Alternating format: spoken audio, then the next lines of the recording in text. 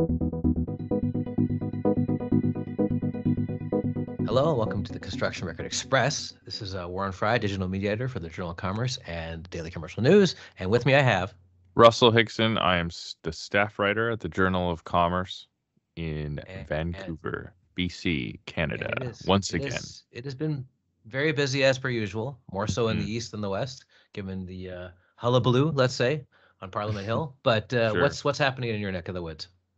Yeah, I attended a virtual conference recently about legal risks, and I wrote about something that's near and dear to many people in the industry, prompt payment in Alberta. Mm-hmm. And it was a lot of lawyers, and their consensus was that a lot remains to be seen, as there's regulations that are currently being written that the province claims are going to be released in the next month or so, fairly soon, but we'll see.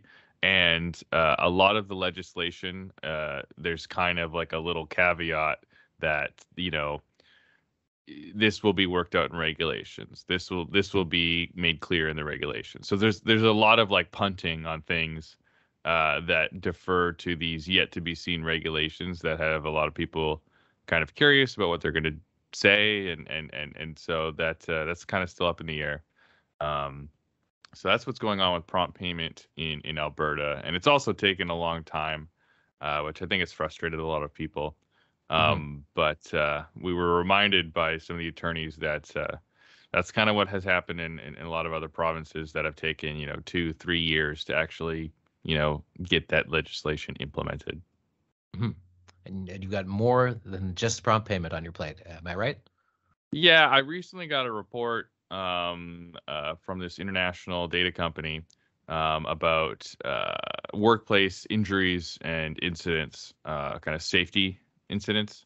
I think it has data from like more than 51,000 companies about every single kind of fatality, injury, incident, and they're going to try and glean some useful information from all that data. And so I'm going to be poring over that report and seeing what kind of injuries are happening, what are the most common ones, what are the most common situations where those incidents are happening, and write that up for this week. So that should be interesting.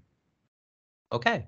And from the East, Daily Commercial News staff writer Don Wall is covering a coroner's inquest into the 2009 deaths of 4 Ontario construction workers. Day one of the inquest on January 31st offered a technical deep dive into the design and fabrication of a crucial swing stage that collapsed, contrasted with a poignant impact statement issued by the widow of one of the dead workers. The 4 Metreon construction employees fell 13 stories to their deaths on Christmas Eve 12 years ago when the swing stage they were riding on collapsed. Dr. John Carlisle is serving as inquest officer, presiding over a virtual event that is expected to last a week. During the opening session, inquest counsel Jaya Dar read a statement from Oksana Afanasenko, the widow of Alexei Blumberg, a Ukrainian immigrant who was 33 years old when he died. The couple had been married just 3 months and were planning to start a family.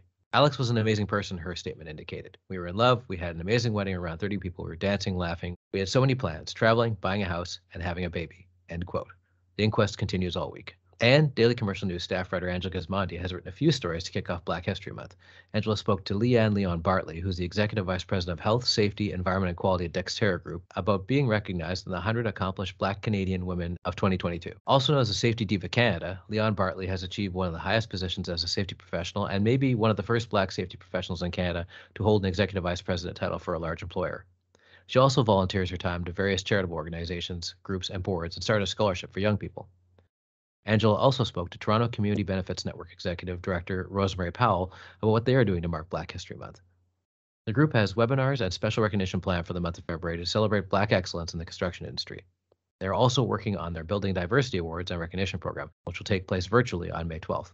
And that's it for TCR Express this week. If you'd like to hear any more episodes of TCR Express or of our Friday Construction Record podcast, you can listen to us on Amazon, Spotify, or Apple Music, or go to the Daily Commercial News or Journal of Commerce websites. Thanks for listening.